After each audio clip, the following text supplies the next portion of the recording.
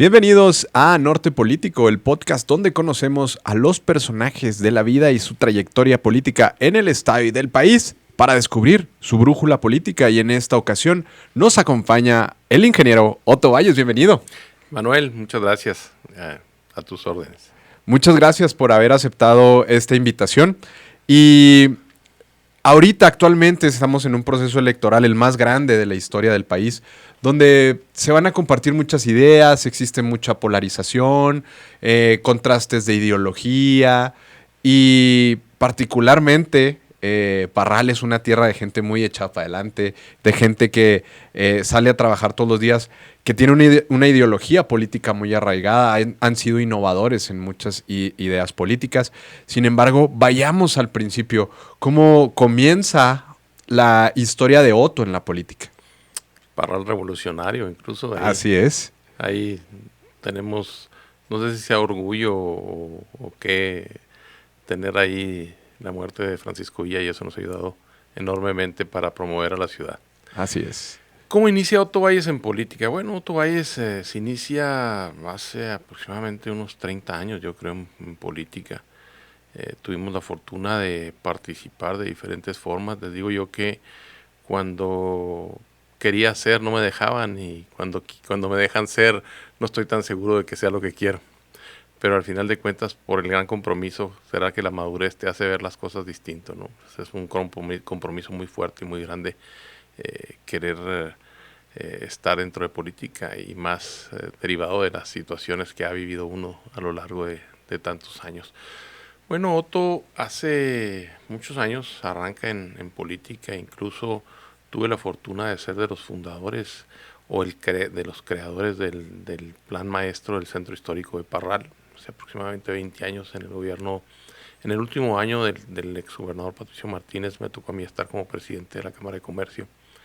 Y ahí fue en donde desarrollamos un plan maestro que implicaba transformar la ciudad con un fin turístico. Ahí es en donde fue uno de los momentos más álgidos de mi carrera como personaje de la ciudad, más que como político. Nunca me he sentido político como tal. Más bien he sido como un personaje que le interesa mucho el desarrollo de su comunidad. Es diferente porque existe una carrera empresarial que lo respalda, una carrera empresarial muy fuerte. ¿Y cómo fue mezclar esta parte empresarial con la parte política? Porque a pesar de que existen puntos que convergen y que pueden realizar, que se pueden tomar decisiones en base a ese conocimiento, también hay otra parte pública que no necesariamente viven los empresarios y que de pronto es una curva de aprendizaje fuerte. ¿Cómo ha sido esa etapa? Bueno, mira, es que lo principal es que tiene que existir un interés particular de tratar de ayudar a la comunidad. Y esa parte la puedes hacer desde el ámbito empresarial o desde el ámbito de la política. Entonces, ahí, si logras conjugar esas dos partes, la realidad es de que a mí el interés que me movía era el desarrollo de la ciudad, ¿no? Y en aquella ocasión recuerdo muy bien que incluso estuve postulado como precandidato en esa ocasión, y una de las preguntas que se me hizo de parte del ya ahora exgobernador José Reyes Baeza, para decidir por quién iba a hacer competencia o quién iba a jugar en ese momento la alcaldía, fue qué quería yo para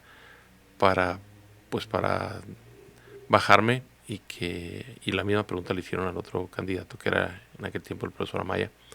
Y la respuesta mía fue muy sencilla.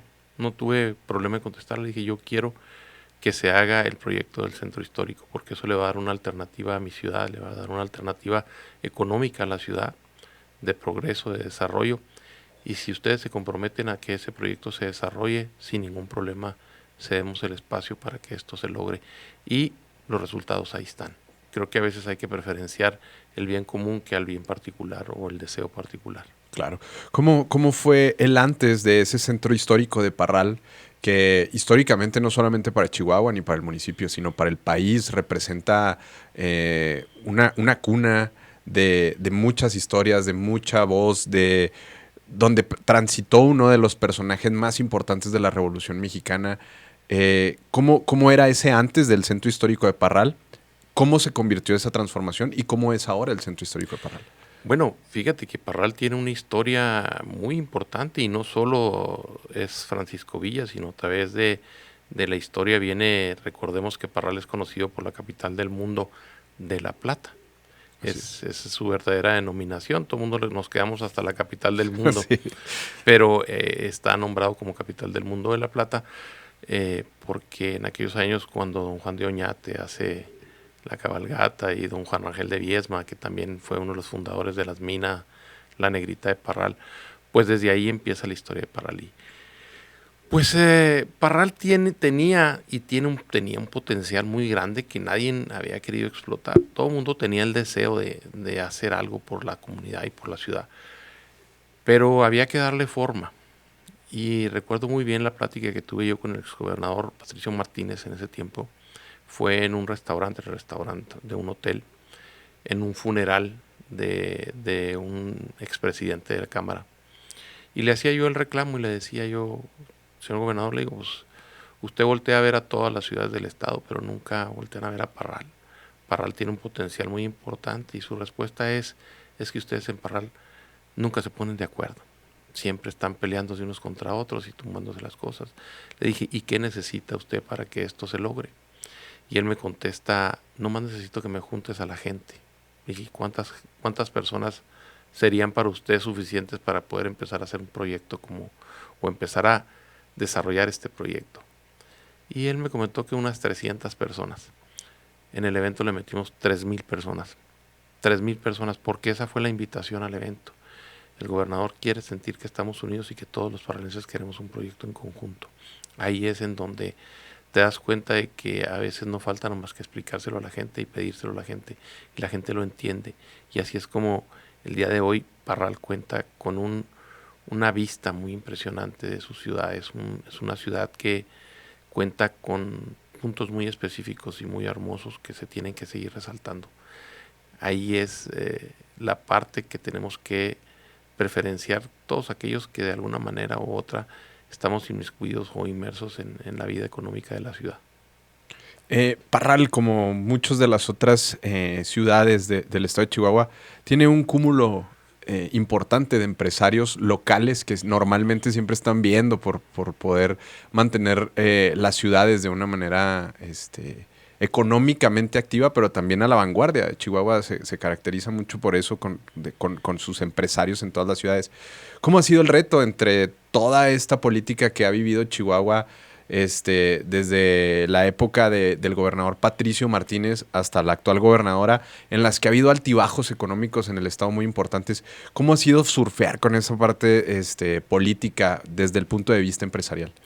Bueno, mira, la parte más complicada ha sido, creo que en los últimos 8 o 9 años, cuando, pues al parecer el gobernador, exgobernador, que ni ganas me dan de decirle de esa forma, Javier Corral, asume el poder, marcó una diferencia en cuestiones de desarrollo y de impulso a la ciudad.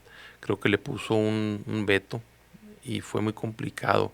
Aparte de eso, se vino una época en donde los gobiernos en turno se apoderaron prácticamente de todo el esquema económico. Hoy, si tú quieres construir una casa en la ciudad, pues es una sola constructora la que lo hace, no permite la entrada de constructoras externas. Si quieres contratar un servicio de basura, pues es la mismo, ¿no? O sea, se monopolizó mucho la política en la ciudad y con eso hemos generado un gran atraso económico. De ser la tercera economía del Estado, nos hemos convertido casi en la sexta economía del Estado. Entonces esto nos ha venido pegando y perjudicando enormemente. Creo que Parral requiere de una renovación, de una sacudida, en donde pues haya cambios significativos de gran forma. Esto es lo que de alguna manera nos impulsa a seguir al frente de la vida económica y de la vida política de la ciudad. Te puedo decir que yo había tomado la decisión de retirarme prácticamente de la vida política, derivado de los problemas que tuve políticos en el pasado, ¿no? O sea, para todos es sabido que yo fui encarcelado por el exgobernador Corral en un tema meramente político. Y estando en la cárcel, cuando recién pisé la cárcel, dije, bueno, pues ¿quién me atrae aquí si mi tema es normalmente empresarial? ¿Por qué tengo que andar en este tema? Y pues viéndolo de una manera distinta, para mí esa parte fue muy importante porque cambió mi manera de pensar. Al llegar con un pensamiento de decir, ¿sabes qué? Yo no quiero volver a saber de política, conocer los problemas sociales, porque la cárcel es el lugar en donde todos los problemas de una ciudad, de una comunidad, de un pueblo, llegan. Ahí es en donde te das cuenta qué está pasando con la sociedad, qué está pasando con la economía, qué está pasando con la gente. Empezamos a ver ahí una situación muy lamentable. Existían familias con un alto índice de problemas derivado de un alto índice de adicciones, particularmente al cristal, que es un problema muy serio, muy fuerte, que existe hoy pues prácticamente en todo el país, pero en particular ahí lo pudimos constatar de manera fehaciente. Y les digo yo que pues no se trata de llegar y ser el salvador del mundo y queriendo enfrentar a los cárteles de la droga, pero sí buscando un tema social, buscar el apoyo y la ayuda a las familias, porque quien sufre más en un tema como esto son las familias, son las mamás, son los hijos de los adictos. Pues el adicto a lo mejor lo tienen en resguardo en un lugar como una cárcel, pero si tú volteas a ver tantito y te das cuenta que quienes tienen el mayor sufrimiento es una familia. Y esto lo ves de manera muy real. Yo salgo de ese lugar exonerado, pero con una consigna en mi mente, de poder buscar y servirle a quien pudiera, no con un esquema político en particular. Realmente traía yo en la mente servirle a los demás, servirle a esas familias que me brindaron el cariño y el apoyo estando en un lugar en donde la mayoría somos iguales de cierta manera, pero salí con la consigna de irme y sentarme y platicar en las casas de esos jóvenes que tenían esa problemática, y me llevé una gran sorpresa al ver que no solo era la casa de ellos, sino intenté hacer un tema de juntarme con grupos en un esquema divertido de hacer loterías en las colonias. Y cuál era mi sorpresa de que en reuniones de 15, 10 personas tenían un familiar con problema de adicciones. Pero lo más lamentable en este caso es que llegabas y te topabas con abuelitas cuidando niños de 4 años, abuelitas de 80 años cuidando niños de 4 años, y desesperadas porque su ingreso mensual oscilaba entre los 3 y los 3,500 pesos. Alimentar 2 o 3 bocas, pues era muy complicado. En ocasiones me tocó estar con algunas personas que tenían familia, que eran 3 o 4 hijos, el esposo trabajador de una maquila de 1,500 pesos por semana, y todavía tenían que cargar con el hijo de la hermana o con el hijo del hermano una boca más que alimentar. Y empiezas a ver ese esquema de desesperación que existe hoy en la sociedad. Entonces, todo el que tiene una mentalidad política se olvida del tema social. Y para mí es fundamental hoy en día voltear a ver el esquema social que existe en la sociedad. Es muy peligroso pensar que ese problema no va a llegar a todos los estratos sociales. Llega de una forma o de otra, va a llegar aunque no lo quieras. Al final de cuentas, ese problema te llega ya sea en inseguridad, en intranquilidad, en comodidad, pero te va a llegar. Pensar que estás tú muy retirado de los problemas como esos sería un error. Y al final de cuentas, pues una cosa te va llevando a la otra, ¿no? Llega un momento en que logras estar en una posición que no puedes evitar. Esa parte de mi vida para mí ha sido una de las más significantes y creo que de las más importantes. Yo no le quito ni le resto importancia a ninguna otra, pero esa para mí es una de las más importantes. Dentro de esta reflexión sobre mantenerse en la política o no, estar dentro de recluido, ¿convivías con esta población que tenía esos problemas ya estando dentro o llegaban a hacer delitos porque a lo mejor estaban dentro de la población que estaba dentro de recluida ahí, porque tenían este problema de drogadicción, tomaban alguna mala decisión, llegaban ahí. ¿Cómo fue ese momento tan social para poder desvincular la política y ver esta parte, este lado social? Bueno, fíjate que hay un tema muy importante. Como en toda sociedad, lo mismo sucede dentro de un cerezo. Hay niveles. Existen los muchachos que no tienen absolutamente ningún recurso, existe quien tiene de alguna manera una forma de mantener un nivel y existe quien tiene un nivel económico alto, ¿no? Pero aquí lo más importante es que yo me enfocaba más en el nivel más bajo, en aquellos muchachos que no tenían de dónde agarrar nada y hay temas muy, muy serios dentro de un cerezo que a veces es complicado tocarlos hacia el exterior, pero pues existe una cantidad de carencias. Te puedo platicar historias porque si algo me dediqué yo en ese tiempo que estuve ahí fue a escuchar a las personas.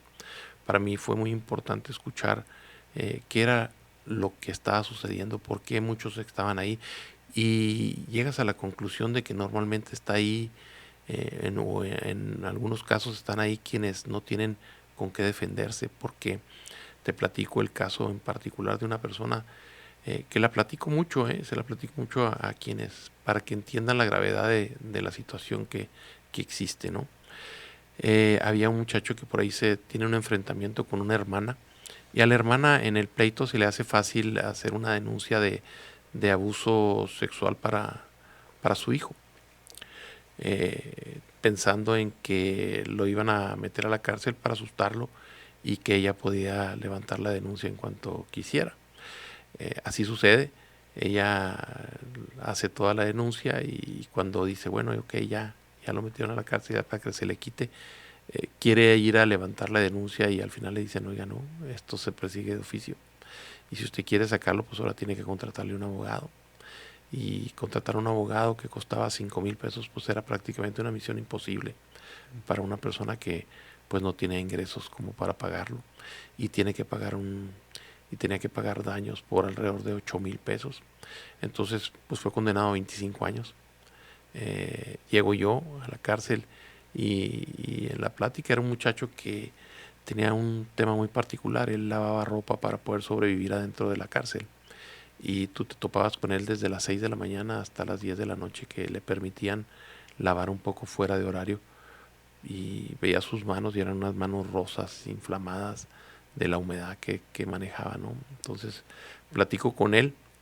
Él tenía un tema muy particular de violación de niño y cosas muy fuertes, pero pues me platica su historia y creo que ahí empiezas a darte cuenta y empiezas a tratar de ayudar a ese tipo de personas que como él, hoy en día le doy gracias a mi Padre Dios que me ha dado la oportunidad de poder ayudar a más personas en ese esquema.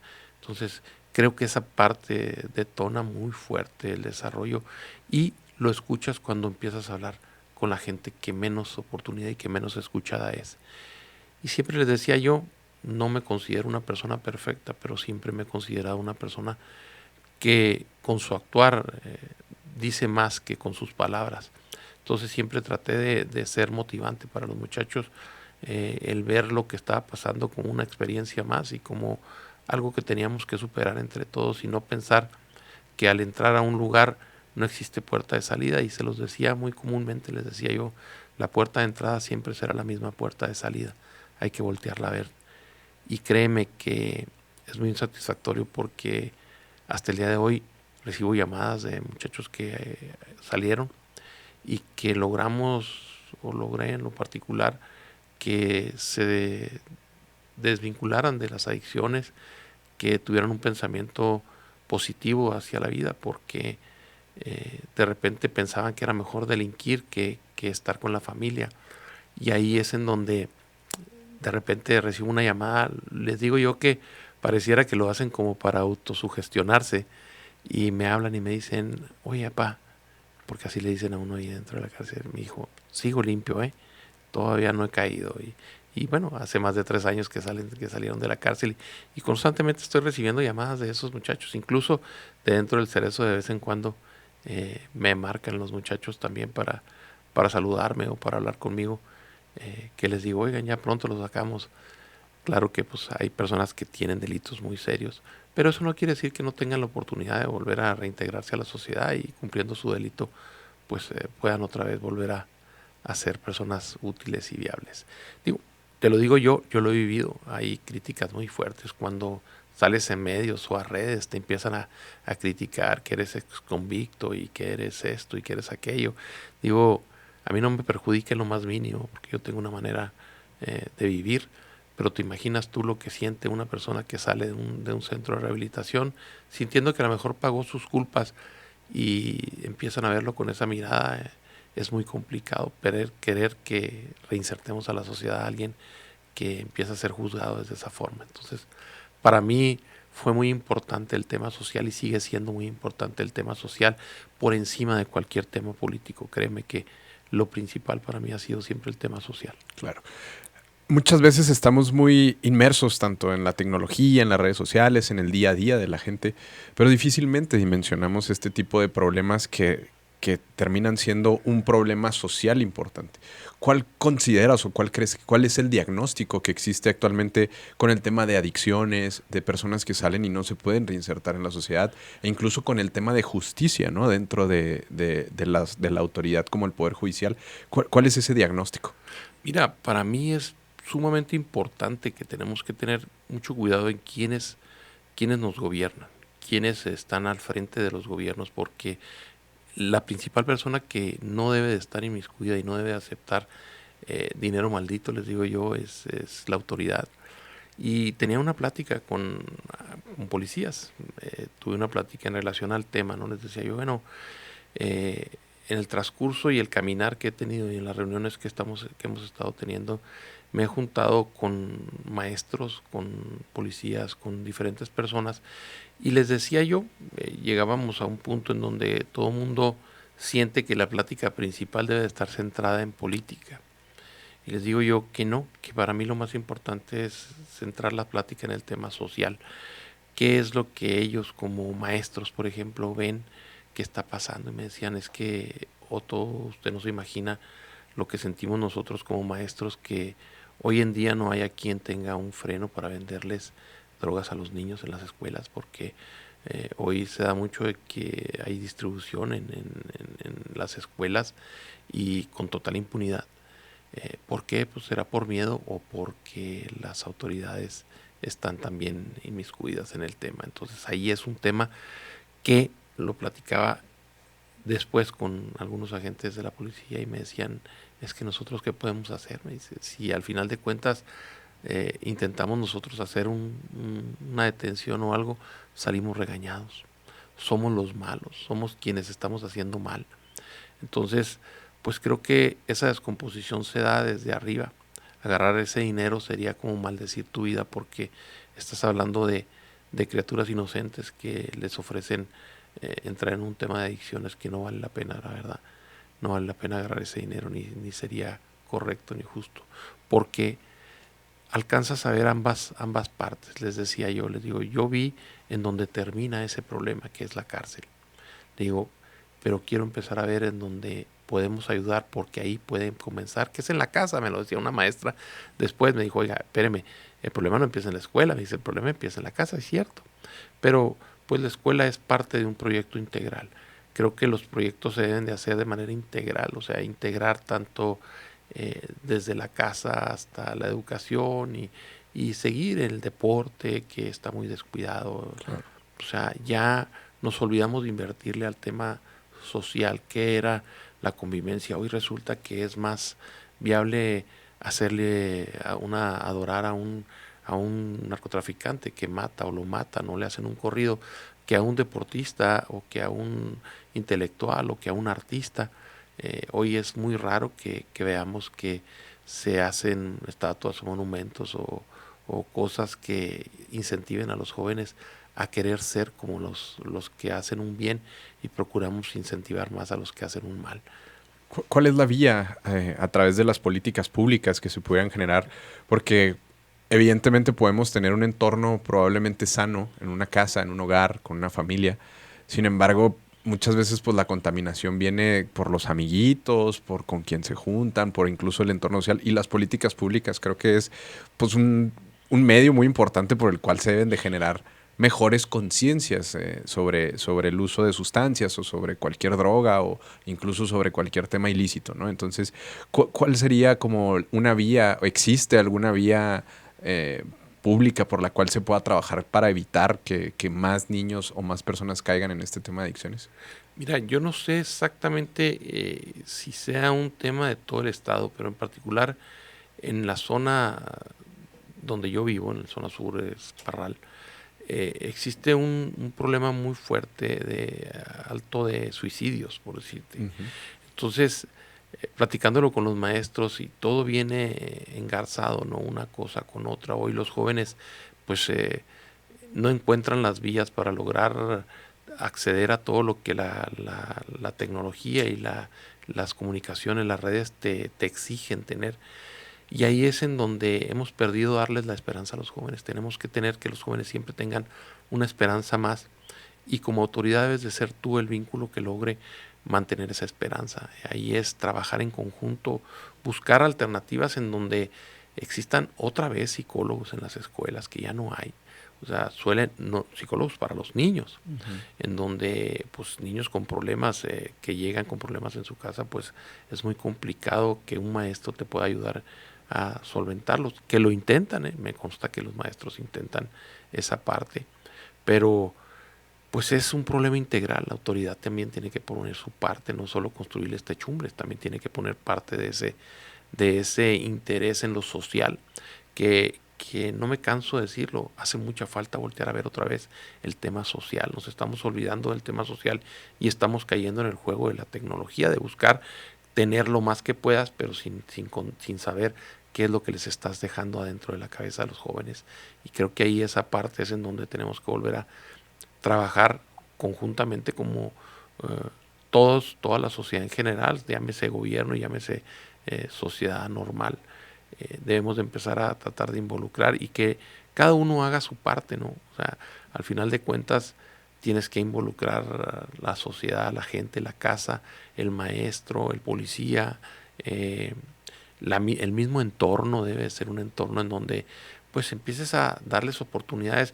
Fíjate, me platicaban el otro día que quienes salen de las universidades hoy en día, hoy en particular allá, que tuvimos la gran fortuna de que se instalaron algunas carreras de la Universidad Autónoma de Chihuahua, pero salir y sales, te gradúas y lo primero que haces es pones un pie afuera y dices, bueno, y ahora sí, ¿qué Que voy a sí, hacer? claro. ¿Verdad?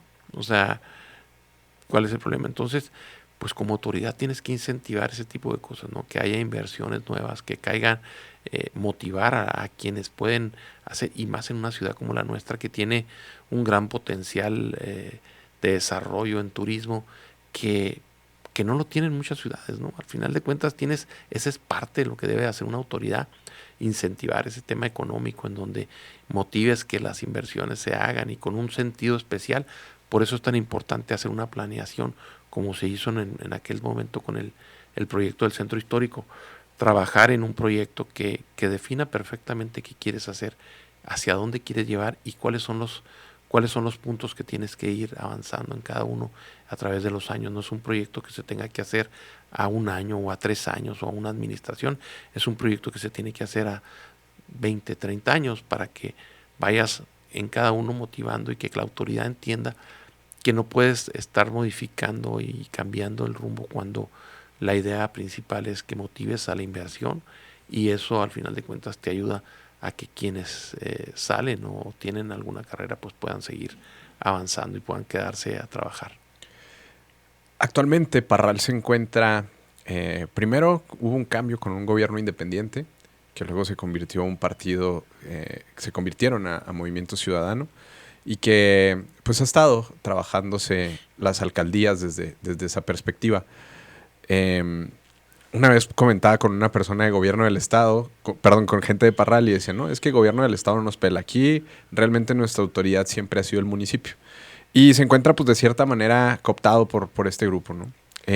Actualmente usted está registrado como precandidato para ser presidente municipal por Parral. Este, y ahorita comentaba ciertas problemáticas, ¿no? Lo de la construcción, ciertos temas. Pero, ¿qué hay que hacer en Parral?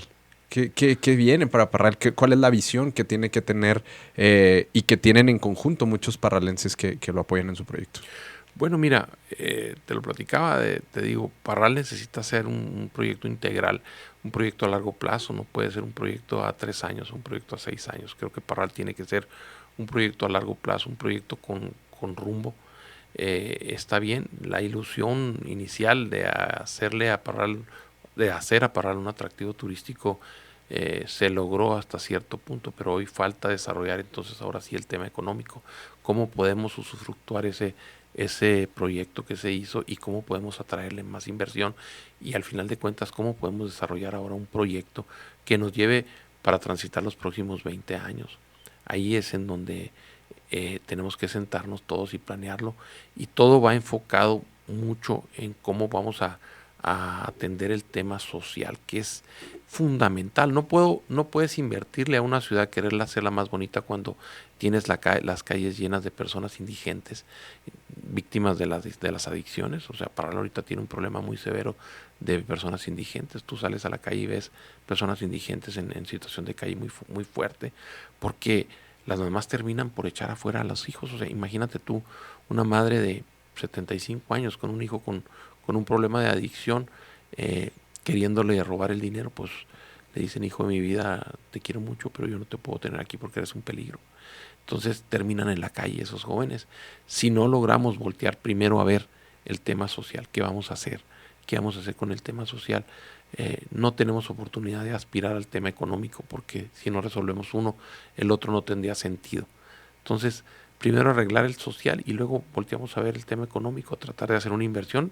Les comentaba yo que para mí es importante incentivar a que existan una gama de hoteles nueva, que exista bastante cantidad de hoteles, porque suele pasar que mucha gente quiere visitar Parral o quiere hacer una convención y nuestra capacidad hotelera es muy pequeña. Entonces, pues sí, tenemos convenciones muy pequeñas, pero estamos básicamente desperdiciando un parque natural, eh, que es el Parque Mina La Prieta, que hoy en día se usa únicamente para negocio particular de quienes del gobernante en turno, con la extracción de los jales de la mina. Entonces, creo que es muy importante voltear a ver todos esos puntos en donde debemos de ir avanzando y modificando para que la economía crezca. ¿Cómo, cómo tener esta lógica entendiendo que Parral es muy visible en el mapa, pero pues prácticamente vive en una zona conurbada donde se encuentra Santa Bárbara, donde se encuentra el Valle, donde se encuentran otros municipios a lo mejor más pequeños, pero que también tienen un detonante económico importante? Hay nogaleras, hay minas. ¿Cómo llevar en conjunto esta zona, esta región, desde Parral, que pareciera que encabeza este esfuerzo, a detonar esta parte económica? Es que originalmente en aquellos años se hablaba de iniciar el proyecto del centro histórico para hacer un proyecto conjunto con las ciudades aledañas. Era buscar un Santa Bárbara, que es entre Santa Bárbara y Valle de Allende se disputan por ahí la ciudad más antigua Ujú. del estado. Entonces sí se puede buscar un proyecto conjunto.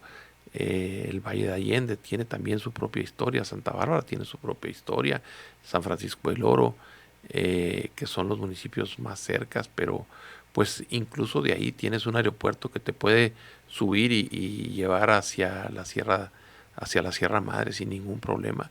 Hay proyectos que se pueden seguir desarrollando, teniendo una infraestructura hotelera importante, que creo que es algo que debemos de priorizar, darles esa parte a los inversores que necesitamos para que se desarrolle, porque tenemos que tener en dónde tener a los turistas, y el gobierno que haga su propia parte de dar la infraestructura que se necesita, haciendo centros de negocios o poniendo atractivos adicionales. Hay temas bien importantes. Si tú te fijas, existe la cabalgata que es de Parral, que que les digo yo siempre he participado desde la primera vez en la cabalgata y es triste ver que arrimas a 3,000 personas a la ciudad de Parral para que lleguen a un punto y se regresen. Entonces no le das a esa parte que ya lograste cautivar, que ya lograste atraer un incentivo para que se quede. No le das en el parque turístico Mina La Prieta, que debiera de serse el nombre, parque turístico Mina La Prieta, un lugar en donde los cabalgantes tengan ad hoc al día, ad hoc al esquema, ad hoc al momento, que pudieran ellos desarrollar ahí una infraestructura que, pues, que sirviera para mantenerlos un día o 2 días, ¿verdad? Que es una derrama económica muy importante. Pues si llevas 3,000 personas, entonces, pues todo ese tipo de mentalidad es lo que tenemos que tener más en mente. Más que quererte apropiar de todos los negocios del municipio, como sucede hoy en la actualidad, ¿no? O sea, las autoridades actuales se han enfocado en ser los concesionarios de la basura, en ser los concesionarios de las luminarias, en quienes deciden quién construye y quién no construye en la ciudad. Entonces, eso te merma la inversión y te merma el desarrollo de la ciudad. Hoy en día tú consigues las casas más caras del estado, yo creo que están en Parral, porque pues es una sola constructora y ella pone e impone el precio de las casas. No tiene competencia, entonces es muy complicado que la gente pueda tener acceso a una casa de precio bajo. Normalmente son casas con un precio o con un sobreprecio. Parral tuvo un impulso tanto económico, turístico, muy fuerte durante el sexenio de César Duarte. Y después de ahí pareciera que esta animadversión de Javier Corral contra César Duarte y en este tema político, pareciera que la culpa la tienen los parralenses, no nomás el exgobernador. Desde ahí, ¿usted considera que quedó abandonado Parral por el gobierno estatal? Mira, el ejemplo más claro que te puedo dar es allí la mina La Prieta está tirado un teleférico que costó miles de millones de pesos. Por un capricho del exgobernador Corral no se lo logró porque estaban etiquetados los recursos. Los recursos estaban etiquetados, se destinaron para un mercado en Juárez que tampoco se hizo y al final de cuentas se regresaron. Entonces, ves tú que el capricho de un gobierno al final de cuentas le perjudicas a toda una población. Definitivamente el que un gobernante tenga algo contra una ciudad te perjudica enormemente. Y como te lo digo, pues es algo que empezó a suceder hace como 8 años. Hay que reconocer la labor que tuvo el exgobernador Duarte en ese sentido. Era su tierra, conocía las necesidades, sabía perfectamente cuáles eran los puntos que tenían que aprovechar y increíblemente tomó los mismos puntos que tenía en el proyecto rector del centro histórico, ¿no? Que era rehabilitación de algunos puntos ahí que le darían un atractivo más a la ciudad. Entonces, pues sí, extrañamente Parral tiene esa complicación desde que se fue el exgobernador Duarte. Muy bien. ¿Cuál es la visión o la calificación, la opinión que usted tiene actualmente del gobierno de Maru Campos? ¿Ha sido bueno? ¿Ha sido malo? ¿Para los parralenses les ha ayudado? ¿No les ha ayudado? ¿Cuál es esa opinión?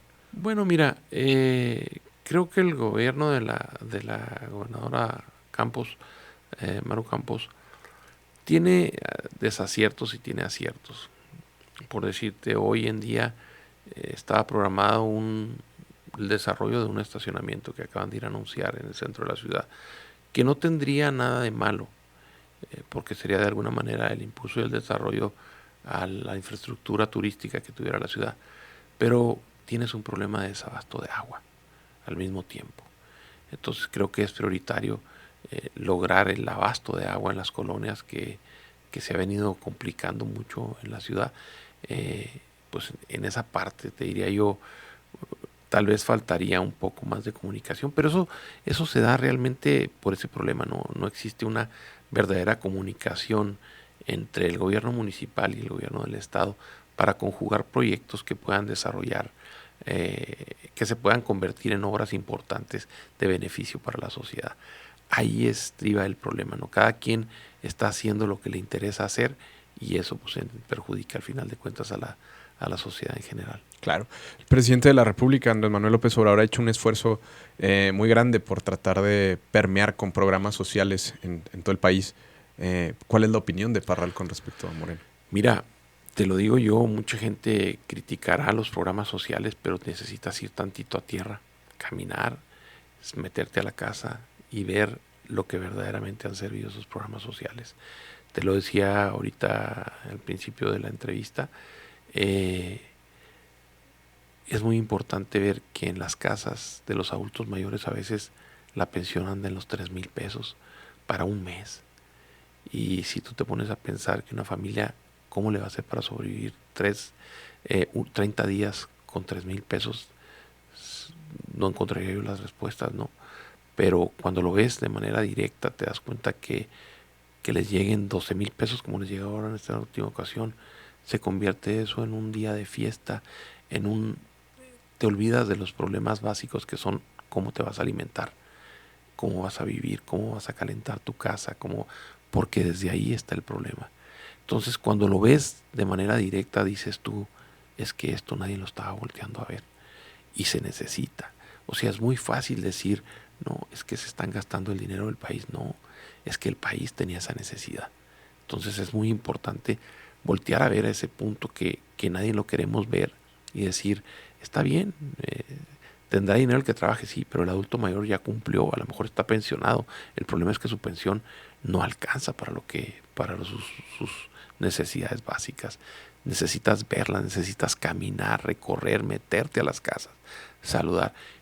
Yo no tengo el mayor empacho en irme y cenar. Tengo una gran fortuna, no como carne, y eso me abre las puertas para sentarme en cualquier casa y comer frijoles con, con chile verde, que es lo que normalmente hay en una casa humilde y que siempre hay tortillas y frijoles.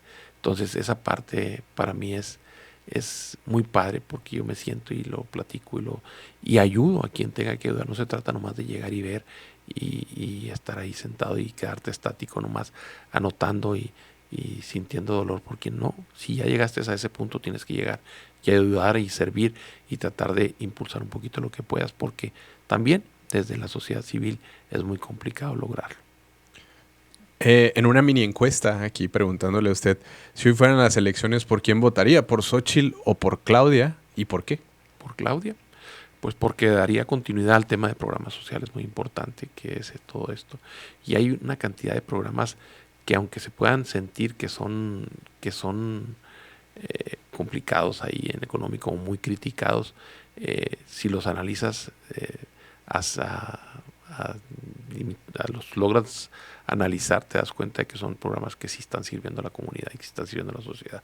Definitivamente el gobierno federal se ha fijado metas importantes. Y claro, pues tiene que ser criticado, ¿no? Pues porque lo que le quitas a unos le molesta a los otros, ¿no? Claro. ¿Qué vamos a esperar en esta parte de... ya pasaron los primeros 3 meses del año, pero queda mucho 2024. ¿Y qué vamos a ver de Otto Valles en lo que resta del 2024? Mucho trabajo. La verdad es que independientemente de los tiempos, como lo decías ahorita, que los tiempos políticos o lo que sea, creo que Otto Valles se fijó una meta al salir de la cárcel y fue servirle a los demás, independientemente desde donde sea, como sea. Creo que la meta que tiene Otto Valles es tratar de servirle a quien lo necesite y que a quien pueda. Siempre cuando yo termino una plática o digo, y aquí estoy, y si en algo puedo servirles, aquí voy a estar. Entonces siempre que pueda yo y tenga la capacidad y la fuerza para seguirlo haciendo, lo voy a seguir haciendo. Creo que eso Otto quiere servir, quiere ayudar, y no en lo político se maneja casi solo. Todos los políticos prometen lo mismo, pocos voltean a ver el tema social, pocos voltean a ver la problemática social, porque esa no da dinero, cuesta dinero. Entonces ahí es en donde Otto siempre quiere estar y es en donde le gusta estar, porque es la parte más satisfactoria. Tengo un refrán en mi vida que le digo que nada le da más satisfacción a un ser humano que servirle a otro ser humano, porque tú puedes hoy comprar un par de zapatos y para mañana son unos zapatos viejos, pero si tú ves a la persona que ayudas, cada vez de que la ves te vuelves a alimentar y vuelves a sentir la misma satisfacción de haber ayudado a esa persona como si lo estuvieras volviendo a hacer. Entonces esa parte a mí siempre me alimenta mucho y me da mucha energía para seguir haciendo lo que hago. Claro. Siempre cerramos este podcast con una pregunta que se me hace que ya contestó, pero de todos modos la voy a hacer porque es una tradición en este podcast. Es, si tuviera que darle un solo consejo a todas las personas del mundo y que todos lo escucharan y le hicieran caso, ¿cuál sería ese consejo? Bueno, te puedo contestar como contestan los políticos, ¿no? Mira, yo no doy consejos, aunque es una frase muy trillada, ¿no? Dicen porque ¿quién era el que decía? Artemio Iglesias, creo, ¿no? El que decía ese refrán. Pero para no nombrar lo mismo que te pueden haber dicho no se necesita consejos, se necesitan ayudas. Yo creo que uno debe predicar con el ejemplo.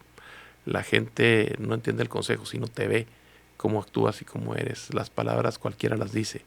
Las actuaciones son las que hacen la diferencia. Aquí hay que uno mismo ser quien quieres que vean que eres. Y al final de cuentas la gente va a entender que esa es la forma de hacer las cosas más correcta. Entonces ahí es en donde uno con el ejemplo puede hacer 1000 cosas y no tienes que ir y decirle a la gente qué es lo que tiene que hacer. Hay temas muy interesantes que se predican más con el ejemplo que con las palabras. Claro. Finalmente, ¿cómo podemos encontrarte en redes sociales? Otto Valles o Otto Alberto Valles Vaca. Ahí me encuentran en redes sociales. Muy bien, para que sigan toda la actividad que vas a seguir teniendo y pues muy agradecidos por poder estar aquí. ¿Algún mensaje de cierre? No, nada, decirles que lo que siempre te digo, aquí estoy, si en algo puedo servirle a alguien, con todo gusto. Muchas gracias. Siempre voy a estar presente para hacerlo. Muchísimas gracias. Pues bueno, aquí quedó el podcast. Muchas gracias por habernos visto en esta ocasión. Les recordamos seguirnos en todas nuestras redes sociales Brújula Política y en nuestro sitio web brújulapolitica.com. Nos vemos a la próxima y recuerden que en política es más importante tener una brújula que un reloj. Muchas gracias.